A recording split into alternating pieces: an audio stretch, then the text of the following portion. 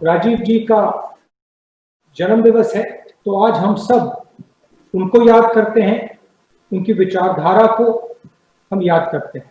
छत्तीसगढ़ में जो हम काम कर रहे हैं, गरीबों के लिए, आदिवासियों के लिए, किसानों के लिए, मजदूरों के लिए, उसके बारे में मैं थोड़ा सा कहना चाहता हूँ। आज हमने किसानों को पैसा दिया और हमारी जो सरकार है वो एक प्रकार से गरीबों की रक्षा करने वाली सरकार, और हम ये इसलिए करते हैं क्योंकि हम समझते हैं कि हिंदुस्तान को चलाने वाले लोग, हिंदुस्तान को आगे ले जाने वाले लोग हमारे किसान हैं, मजदूर हैं, छोटे दुकानदार हैं, बेरोजगार युवा हैं।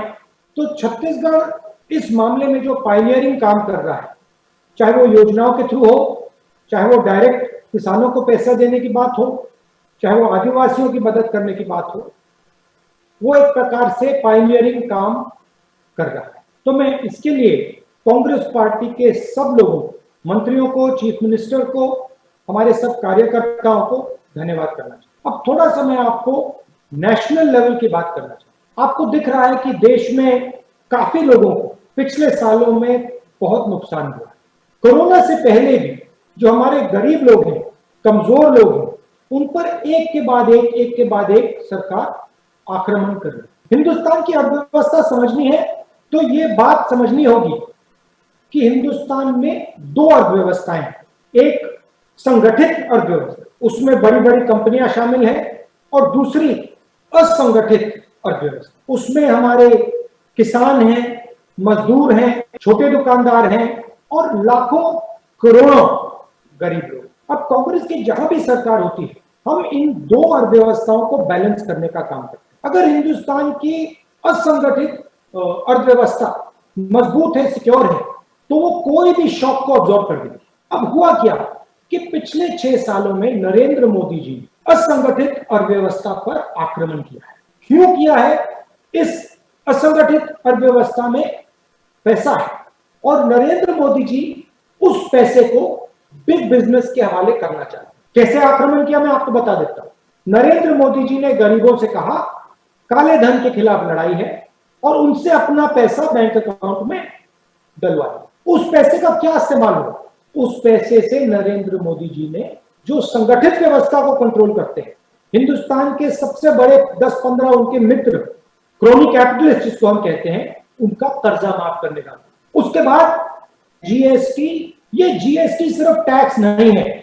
आप कहोगे कैसे? मैं बताता हूं। जीएसटी में अलग अलग टैक्स लगा है, 4-5 अलग अलग टैक्स। ये 4-5 अलग अलग टैक्स क्यों है?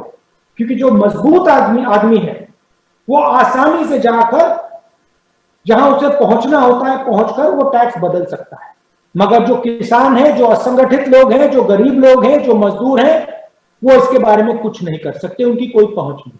तो ये जीएसटी भी जो हमारे प्रोडक्टिव स्टेट्स हैं, छत्तीसगढ़ जैसे, उनको चोट मारने का तरीका है और गरीबों से पैसे छीनकर उन्हीं 15-20 सबसे अमीर लोगों को पैसे देने का तरीका है।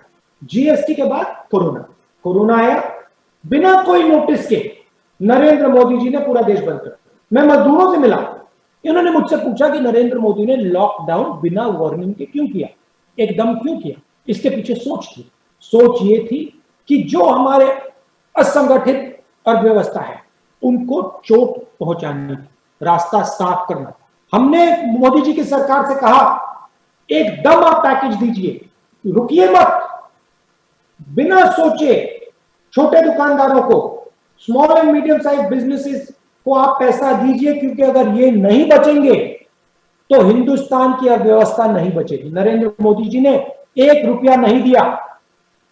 पैसा किसको दिया? लाखों करोड़ रुपए उन्हीं 15-20 लोगों का कर्जा माफ किया।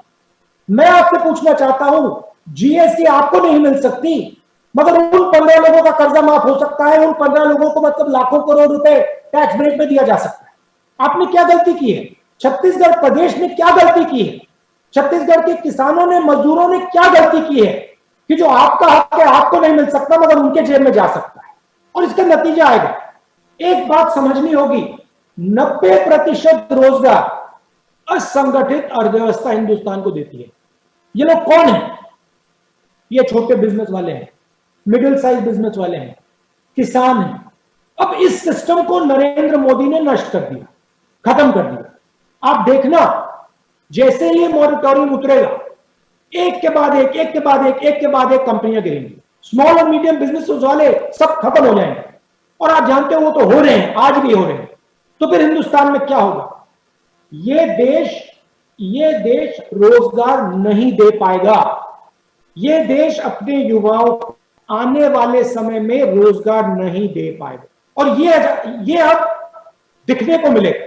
पहली बार हिंदुस्तान की हिस्ट्री में हमारा देश 70 साल में ये कभी नहीं हुआ, हमारा देश अपने युवाओं को रोजगार नहीं दे पाएगा। और आप मेरी बात अभी मत मानो, कौन नहीं राहुल गलत बोल रहा है, जैसे कोरोना के समय कहा था नहीं राहुल गलत बोल रहा है, मैंने कहा था जबरदस्त नुकसान होने वाला है, मीडिया वालों ने मेरा मजाक उड़ाया। बात मत मानो, 6-7 महीने रुक जाओ, आपको दिख जाएगा कि ये देश अपने युवाओं को रोजगार नहीं दे पाएगा। क्यों? क्योंकि रोजगार देने वाले जो लोग हैं, स्मॉल और मीडियम बिजनेस वाले, किसान, ये रोजगार नहीं दे पाएंगे, क्योंकि यही बर्बाद है। तो अब सबसे बड़ा सवाल उठता है, हमारी जिम्मेदारी क्या है? छत्तीसगढ़ में हमारी जिम्मेदारी क्या है? हिंदुस्तान में कांग्रेस पार्टी की जिम्मेदारी क्या है? सबसे पहले देश को जोड़ने का काम, तोड़ने का नहीं, जोड़ने का काम। और फिर जो हमारे गरीब लोग हैं, चाहे वो किसान हो, मजदूर हो, स्मॉल एंड मीडियम बिजनेस वाले हो, दुकानदार हो, उनकी आवाज उठाने का काम। मैं ये नहीं कह रहा हूं कि हमें संगठित अर्थव्यवस्था पे आक्रमण करना है, नहीं, मैं ये कह रहा हूं कि हिंदुस्तान को असंगठित अर्थव्यवस्था और संगठित अर्थव्यवस्था के बीच में बैलेंस बनाना पड़ेगा। अगर यह बैलेंस टूट गया, इस देश को बहुत बुरा नुकसान होने वाला है, और नरेंद्र मोदी जी ने इस बैलेंस को तोड़ दिया है। तो हमारा काम इस बैलेंस को फिर से बनाने का है। एक तरफ असंगठित लोगों की मदद करने का है, उसमें मनरेगा शामिल है, भोजन का अधिकार, किसान को पैसे देने की योजना है, ये सब है। और दूसरी तरफ जिसको हम डेवलपमेंट कहते हैं, विकास कहते हैं, इन दोनों को बैलेंस करने की जरूरत है, ये हमारी जिम्मेदारी। और जहां भी बीजेपी और आरएसएस एक हिंदुस्तानी को दूसरे हिंदुस्तानी से लड़ाती है, जहां भी ये लोग नफरत फैलाते हैं, वहां पे कांग्रेस पार्टी के सिपाहियों को खड़ा होकर लोगों को जोड़ने का काम। मैं आपको बधाई देना चाहता हूं कि आप कांग्रेस पार्टी की विचारधारा के लिए लड़ रहे हो, और छत्तीसगढ़ की सरकार, हमारे चीफ मिनिस्टर और हमारे मंत्री सब मिलकर ये जो बैलेंस है इसको मेंटेन करने की कोशिश करें और गरीबों की, कमजोर लोगों की रक्षा करें। मैं आपका बहुत बहुत धन्यवाद करना चाहता हूं। और जो आपने ये जो राजीव भवन तैयार किए हैं, जिनका आज हम इनॉग्रेशन कर रहे हैं, कांग्रेस पार्टी हर डिस्ट्रिक्ट में होनी चाहिए। और जब ये हमारे ऑफिस खुलेंगे, इनके दरवाजे जनता के लिए खुले होने चाहिए। ये सिर्फ कांग्रेस पार्टी के ऑफिस नहीं हो, ये छत्तीसगढ़ की जनता के भवन हो। नाम जरूर राजीव गांधी भवन हो, मगर ये छत्तीसगढ़ की जनता के भवन हो, कांग्रेस पार्टी के भवन हो, और यहाँ पे कांग्रेस पार्टी के दरवाजे जनता के लिए खुले हैं। आप सबका मैं फिर से बहुत बहुत धन्यवाद करता हूं। नमस्कार, जय हिंद।